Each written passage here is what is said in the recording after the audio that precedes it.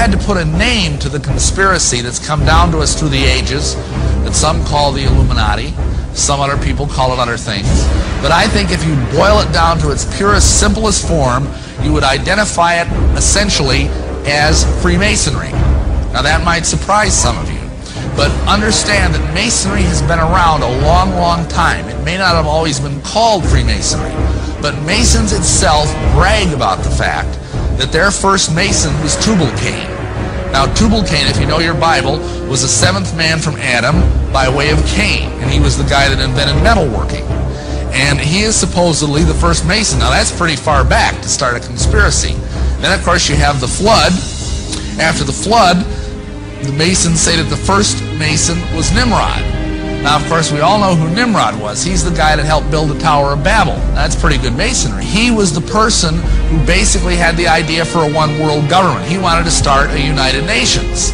He had all these great ideas, you know, one world government, all this kind of stuff, new world order.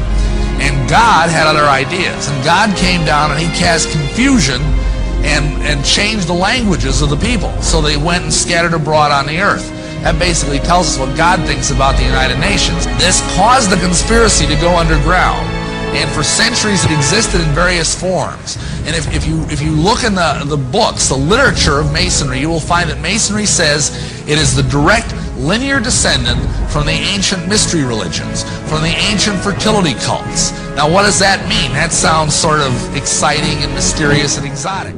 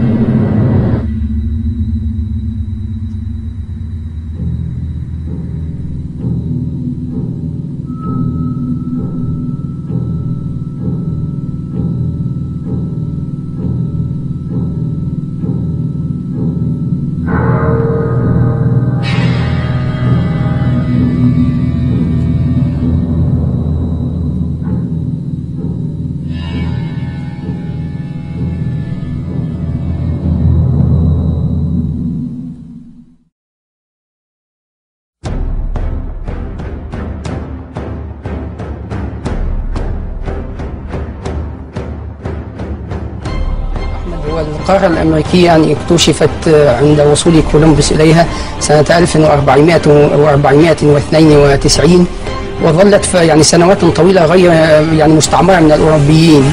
والحقيقة أن يعني الفضل في استيطان القارة الأمريكية يعود ليس إلى الحكومات الأوروبية. يعني فكرة استيطان القارة الأمريكية البكر فكرة نبتت في ذهن الحركات السرية، وهي التي تتولى تطبيقها في الفعل. وكانت فلسفة طبعا الماسونية والحركات السرية التي هي جسم كبير متشعب في أوروبا وفي تاريخ الغرب يعني وفي حالة صراع مستديم مع سلطاته ومع القوى العقائدية والتاريخية والملكية فيه.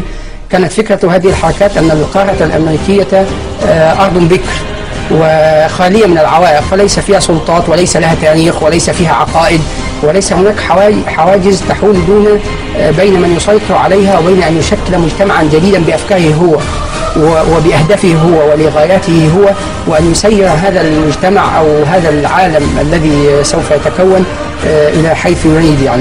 فيعني يختصر ذلك عبارة يعني تشيع في الأدبيات الماسونية، هي أنهم فطنوا إلى أن القارة الأمريكية هي التي ستحسم مصير العالم. من يسيطر على هذه الأرض البكر ويتمكن من إقامة عالم فيها بقواعده وقانونه ولغاياته هو الذي سيتمكن مع الوقت من السير بالعالم إلى ما يريد. فطبعا لا نريد الاستطراد في كلام النظري، لكن نقول تاريخيا ان اول عملية استيطان للقارة الامريكية كانت سنة 1587. هذه المحاولة رائدة والتي هي اول عملية استيطان تاريخية للقارة الامريكية الذي قام بها وهو السير والتر راليج. كان احد كبار اعضاء حركة الروزيكروشن، وهذه الحركة هي توأم الماسونية ولكنها اكثر منها انغلاقا واكثر سرية وهكذا. We have before us the opportunity to forge for ourselves and for future generations a new world order, a world where the rule of law, not the law of the jungle, governs the conduct of nations. When we are successful, and we will be, we have a real chance at this new world order. Satan does have plans for a one-world government, and you have to control the money. Illuminized Masonic symbolism is all over America.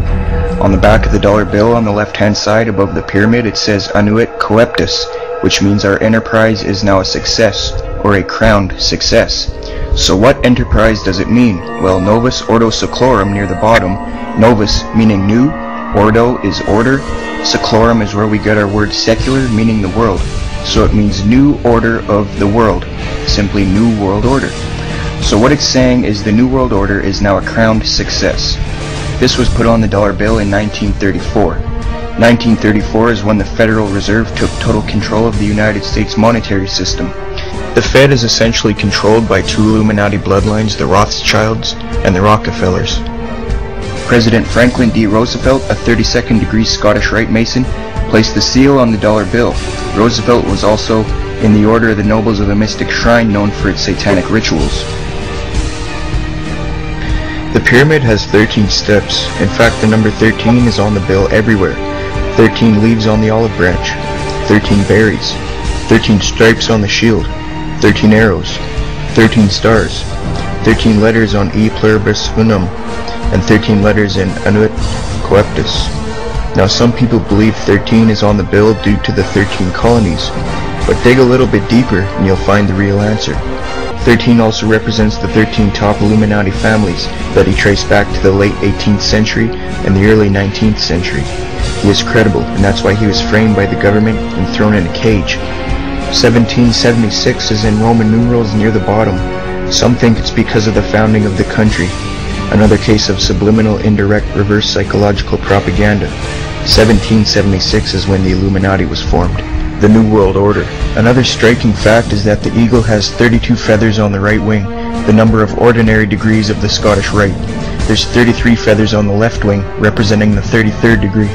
The tail has 9 feathers, which represents the 9th degree of the York Rite. The eagle itself is a prominent icon in Masonry, extensively used in the Scottish Rite.